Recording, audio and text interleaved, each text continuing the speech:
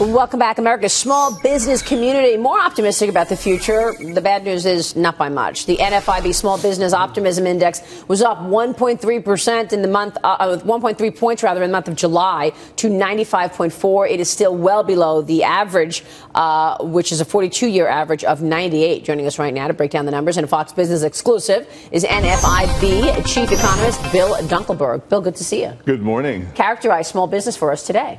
Not happy, very uncertain about the future, unwilling to put their money on the table and expand their business and hire because everything looks grim out front. We still have more owners saying that they think the economy will be worse 6 months from now than think it'll be better. This is the portion of the economy that creates the most jobs, small business, which is why we zero in on it so much. What's the problem?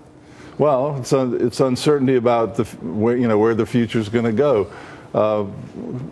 One way to look at it is through all this talk about the gas rebates that the consumers have. They're not spending them, so we're not seeing sales gains. So we have a few more owners who say quarter-on-quarter sales are headed down rather than headed up, so there's a net negative there.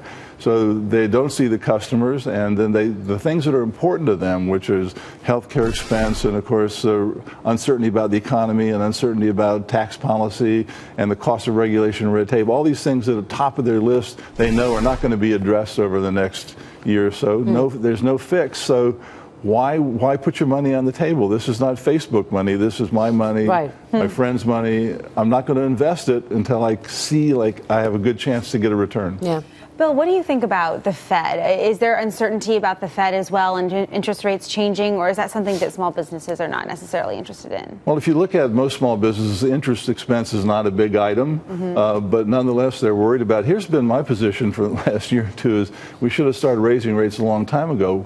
Small business owners are asking them, why is the Fed afraid to move? What do they see? Exactly. If they're scared, we're scared. I think the Fed is way overreacting. Yeah, if they would just move, it would be a very positive step. It wouldn't raise the cost of borrowing much. Yeah. I'm the chairman of a little bank in New Jersey. We lend to small businesses, 3 branches.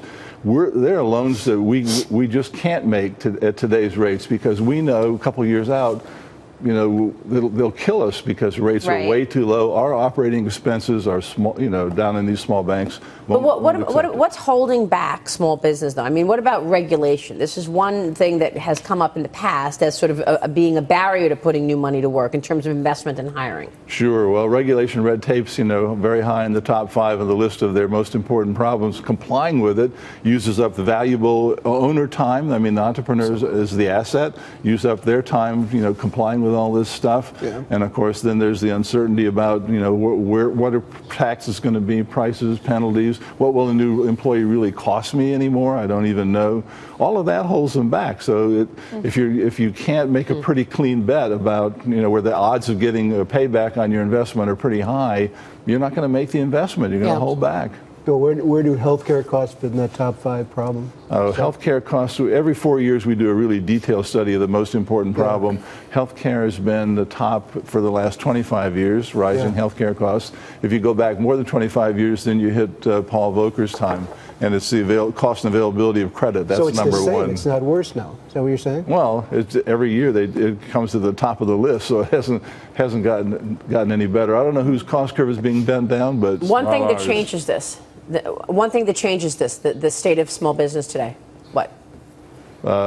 More spending, more consumer spending. Now, if we get the consumers back on, look at the savings rate. Look at if you look at the rate of growth of gross domestic expenditures, not GDP. But it's been terrible. Well, we'll see. We got the retail sales number out this week. That's certainly going to set tone for markets. Bill, thank you very much. Bill Dunkelberg joining us from the NFIB.